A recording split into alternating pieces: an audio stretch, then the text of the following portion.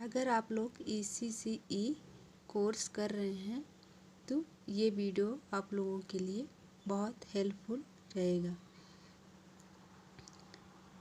ECCE course का पहला book जो है उसका नाम है बच्चों के लिए देखभाल सेवाओं का संगठन,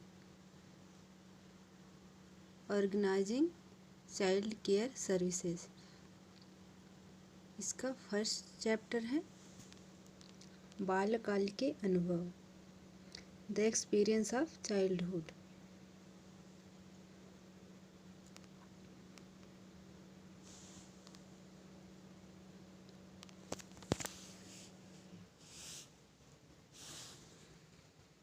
बाल्यावस्था बहुत ही कोमल और बहुमूल्य अनुभव है जिससे हम सभी गुजरे हैं। अगर आप भी अपने बचपन की कुछ घटनाएं याद करें तो कई तुतली सी यादें फिर से तरोताज़ा हो जाती हैं।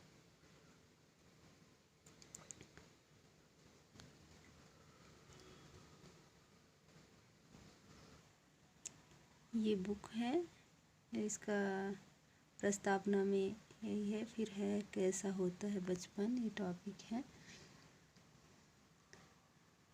बचपन भावुक, चुस्त, जिज्ञाओं से भरा हुआ, भावनाओं से जुड़ा हुआ और कल्पनाओं की उड़ान पर सवार होता है। फिर है बाल्यावस्था का सामाजिक और सांस्कृतिक संदर्भ। इसके मैंने नोट्स बनाए हुए हैं, जैसा कि आप देख सकते हैं। ये देखें, ये पहला चैप्टर है बाल्यकाल के अनुभव।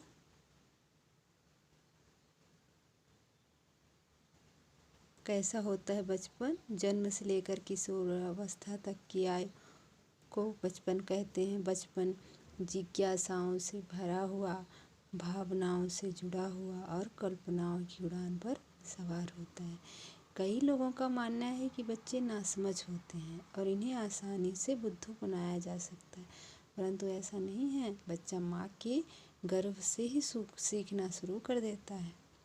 बचपन को 3 भागों में विभाजित किया गया है। शैशवावस्था, इसमें बच्चा चलना सीखता है जो 0 से 2 साल तक होती है। प्रारंभिक बाल्यावस्था, खेलने की उम्र 2 से 6 साल तक। मध्य बाल्यावस्था, स्कूली उम्र 6 से 12 साल। बचपन में बच्चे अनुकरण प्रिय होते हैं। वे जैसा देखते हैं, जैसा सुनते हैं, वैसा ही करने के लिए प्रयासरत होते हैं।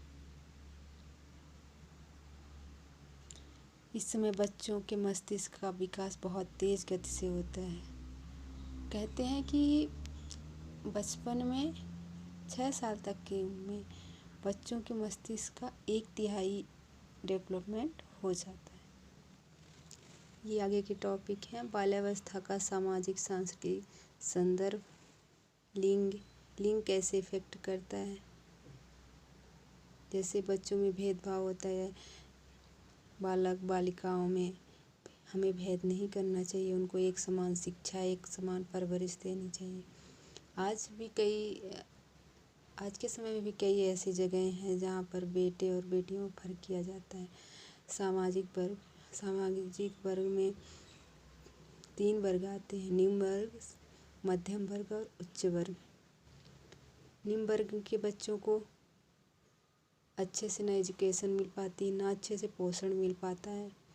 उनको छोटी सी उम्र में ही काम पर लगा दिया जाता है। और मध्यम वर्ग में और उच्च वर्ग में तो सारी चीज़ें आसानी से मिल जाती है। उच्च वर्ग के बच्चों को, मध्यम वर्ग के माता पिता भी अपने बच्चों को काफ़ी जद्दोजहद के बाद अपना अच्छे से शिक्षा और अच्छे से खेल की सुविधाएं अच्छे से उपलब्ध करवा देते हैं और इन्हें आर्थिक साधन जुटाने के लिए ज़्यादा संघर्ष नहीं करना पड़ता है।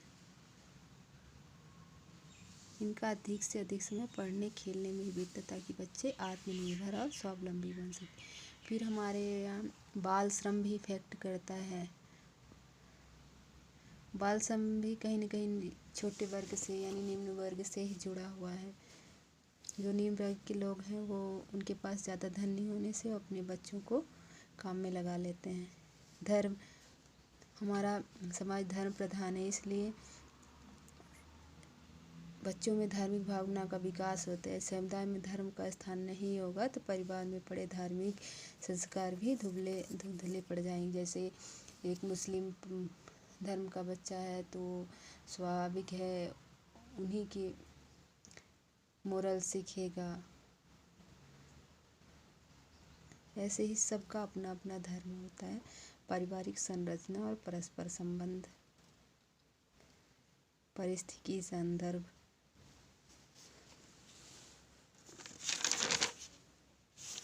ग्रामीण क्षेत्रों में रहने का सुख, शहरों में रहने का अनुभव, जनजातीय क्षेत्रों में रहने का अनुभव। जो गांव में आबादी रहती है वो अपने माता पिता और बड़ों के साथ उनके व्यवसाय में मदद करना शुरू से ही सीख जाते हैं।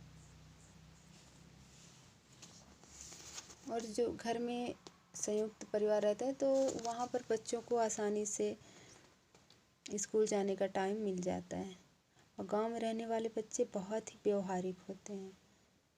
भले उनको कंप्यूटर, इंटरनेट, इन सब चीज़ों का ज्ञान भले ही ना हो ज़्यादा, लेकिन आज के समय में ज़्यादातर हो गया है, पर कुछ क्षेत्र हैं जहाँ पर नहीं हो, लेकिन उन्हें ग्राउंड नॉलेज बहुत होता है। वो हर चीज़ों को करीब से देखते हैं। वहाँ का वातावरण साफ सुथरा, हरा भरा, शुद्ध दूध, खान